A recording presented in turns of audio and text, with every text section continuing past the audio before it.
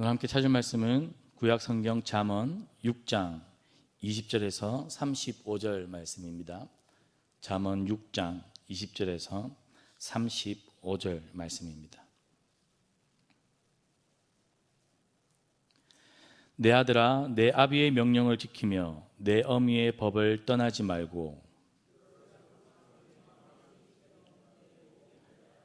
그것이 내가 다닐 때에 너를 인도하며 내가 잘 때에 너를 보호하며 내가 깰 때에 너와 더불어 말하리니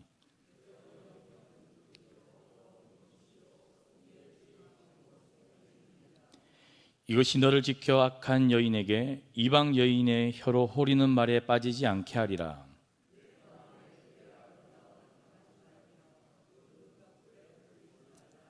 음료로 말미암아 사람이 한 조각 떡만 남게 됨이며 음란한 여인은 귀한 생명을 사냥함이니라.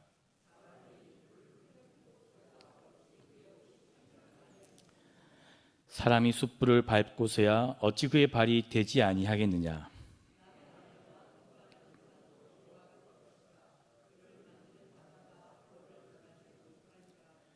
도둑이 만일 줄일 때에 배를 채우려고 도둑질하면 사람이 그를 멸시하지 아니하려니와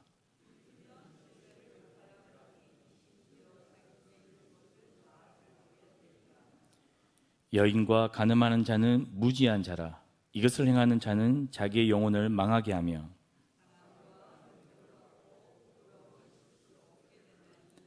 남편이 투기로 분노하여 원수 갚는 날에 용서하지 아니하고 어떤 보상도 받지 아니하며 많은 선물을 줄지라도 듣지 아니하니라. 아멘. 함께 읽은 말씀은 음료에 대한 경고, 간음에 대한 잠언의 경고입니다. 사실 오늘 이 음료와 간음에 대한 경고는 잠언 2장에서 그리고 5장에서 이미 두 차례나 다루었던 내용입니다. 그리고 오늘 6장에서 한 번 더 다루고 있고 7장 내일 본문에서도 한 번 더 다룰 것입니다. 1장부터 9장까지 잠언에 있어서 가장 중요한 주제 중 하나가 이 음료에 대한 경고, 간음에 대한 경고입니다. 하나님의 백성들의 아들들이 너무나 주의해야 하는 것, 하나님을 경외하며 살아가는 지혜의 인생길에 그것을 거꾸로 틀리고 한순간에 멸망시키는 것이 있다면 바로 이 음료와 간음의 문제이기 때문에 잠언은 1장부터 9장까지 4번에 거쳐서 반복을 하고 있습니다. 왜 그렇겠습니까? 이스라엘의 다윗 왕도 솔로몬 왕도 이 문제만큼은 쉽게 넘어가지 못했던, 그리고 오늘날에도 여전히 신앙이 깊은 성도와 그리고 사역자들에게도 부딪히는 문제이기 때문에 잠언은 여러 차례 이 메시지를 통해 우리를 경고하고 있습니다. 이전 2장에서는 이 음료에 대한 4가지 특징을 이야기한 적이 있습니다. 이 음료는 이방 여인이다. 즉 이방 여인이라는 것은 하나님을 경외하지 않고 하나님의 도를 따르지 않는, 지혜롭지 않는 자. 오늘 본문에서는 24절에 이 이방 여인 앞에 붙은 수식이 악한 여인이라고 말하고 있습니다. 즉 음료의 첫 번째 특징은 이방 여인이자 악한 여인이라는 것입니다. 이 음료의 두 번째 특징은 말로 하나님의 아들들을 호린다라는 것입니다. 그리고 세 번째, 이 음료는 유부녀입니다. 이미 집에는 남편이 있다는 것입니다. 네 번째, 이 음료는 결국에 하나님을 경외한 하나님의 아들들의 생명을 빼앗아가는 그 4가지 특징을 2장에서 말한 적이 있고 5장에서는 세 번째 특징을 뺀 채 한 번 더 반복했습니다. 그래서 지난 5장에서는 이 음료와 간음에 대한 대안으로 2가지를 제시했었습니다. 무엇이었습니까? 이미 결혼한 아내를 사랑하는 것, 두 번째는 하나님 앞에서 우리가 인생을 살아가는 것, 이 2가지를 음료에 대한, 간음에 대한 대안으로 잠언이 우리에게 이야기했습니다. 그리고 오늘 함께 읽은 6장과 내일 7장에서는 이 주제를 좀 더 확장을 합니다.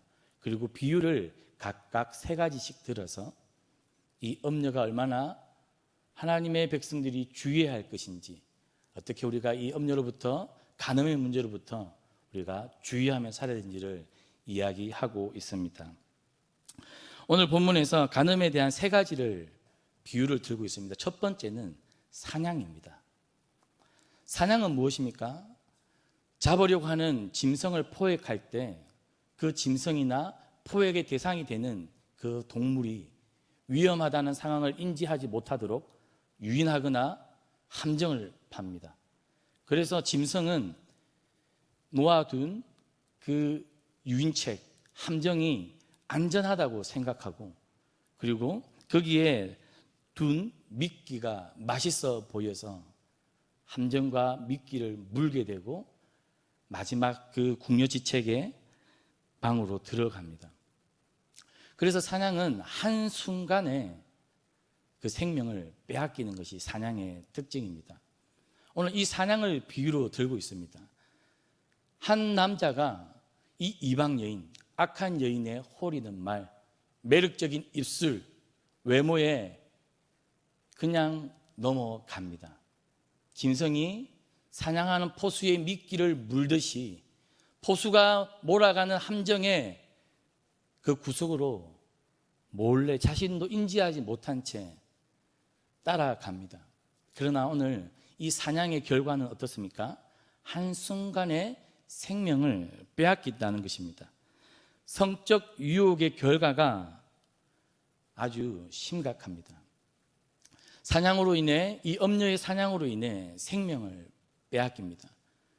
그리고 이 남자에게 남은 것은 오늘 본문에서 무엇이라고 되어 있습니까? 26절에 사람이 한 조각 떡만 남게 됨이며, 생명도 빼앗겼고 가진 것이 아무것도 없는, 너무나 매력적이고 유혹적이었고 달콤해서 그것을 움켜잡으려고 했을 때 그 결과가 엄청나다는 것입니다. 저는 함께 공부했던 신학 동기 중에 2명의 동기생이 간음의 문제로 목회의 길을 그만두어야 하는 것을 가까이에서 지켜본 적이 있습니다. 목사가 되기 위해서 그 대학 시절부터 함께 기숙사에서 새벽이 되면 일어나 기도했던, 그렇게 함께 열심히 공부를 하고 목사가 되기 위해 수고했던 저의 동기 중 한 명이 한순간에 그의 모든 것들이 빼앗기고 망가지는 것을 저는 2번이나 옆에서 목격한 적이 있습니다. 지금도 제 친구의 아내와 가족은 자기 자녀들에게 그 사실을 가르쳐주지 않고 아빠가 미국에 유학을 가서 힘들게 공부하고 있는 중이다, 아빠가 언젠가는 돌아올 거다라고 자녀들에게 이야기하고 있는 사모님을 생각할 때마다 참 가슴이 많이 아픕니다. 성적 유혹, 이 사냥당한 이 남자가 결국 2 손에 움켜쥐는 것은 인생의 그저 빵 한 조각, 생명마저 사냥당하는, 오늘 이 사냥의 비유를 첫 번째 들고 있습니다. 그리고 27절, 28절 불에 대한 비유를 하고 있습니다. 불이 뜨겁습니다. 그것을 안고 있을 이유가 없고 안고 있으면 그 불로 인해 태워진다라고 이야기합니다.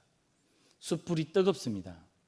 그래서 그 숯불에 우리가 고기를 굽기도 하고, 그리고 아주 뜨거운 불에 용접을 하기도 하고, 그런 용도의 숯불을 사용하지, 이 숯불을 밟고 서 있을 수 있는 사람은 아무도 없습니다.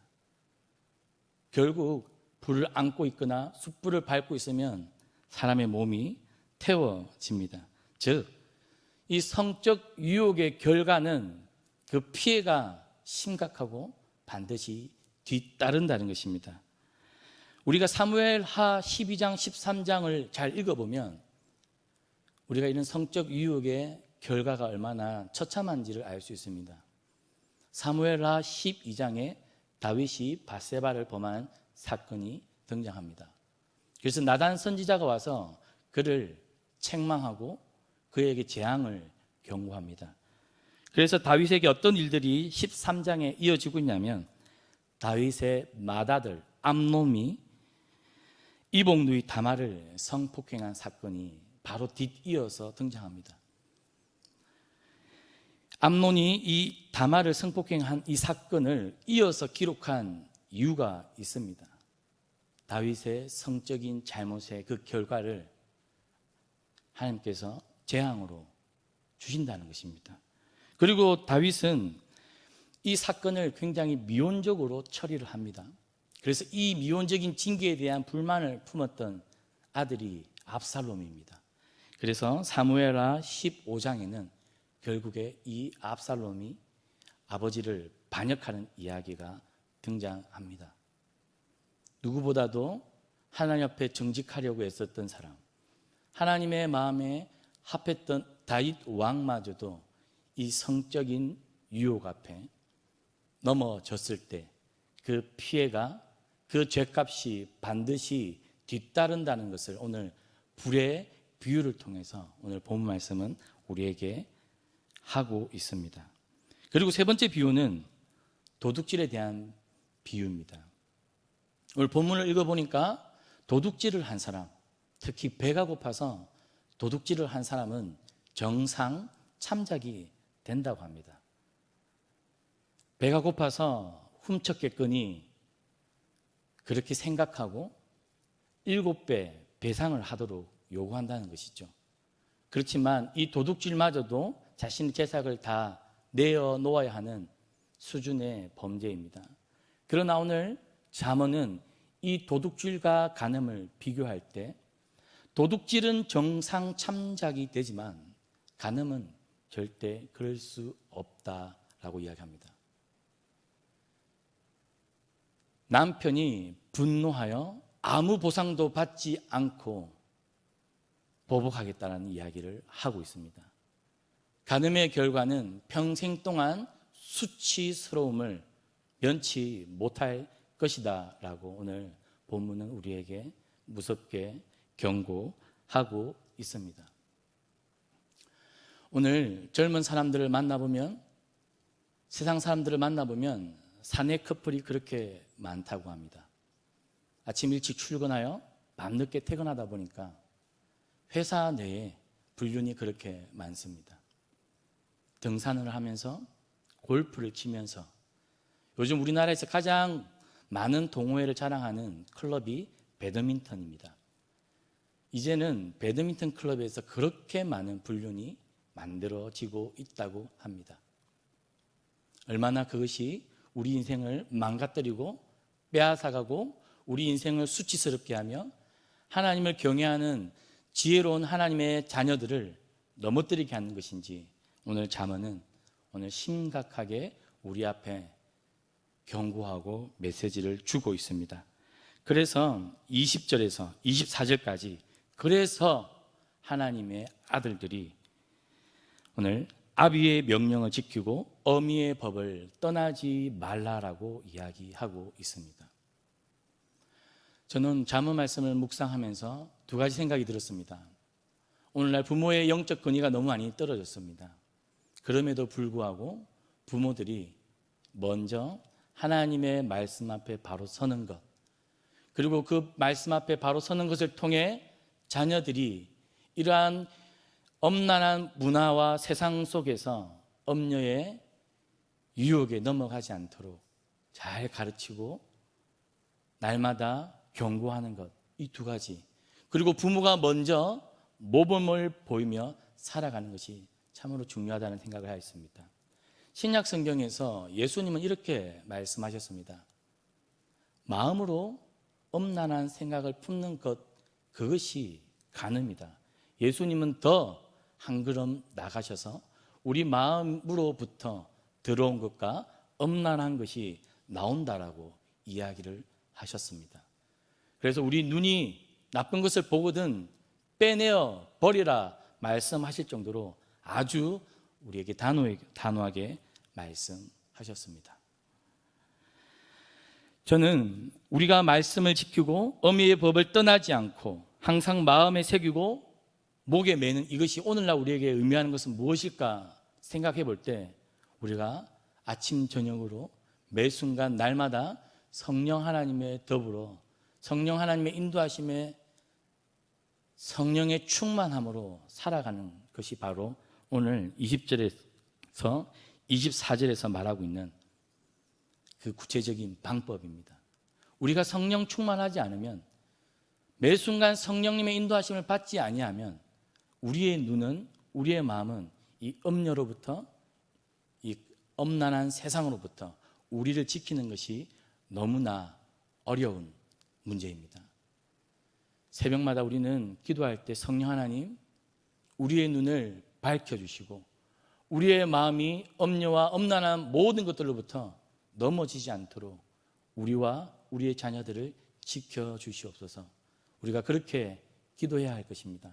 우리가 성령 충만하지 않으면, 성령의 능력이 아니면 우리의 의지로 이겨낼 수 없는 문제가 바로 이 성적인 문제라고 저는 생각합니다.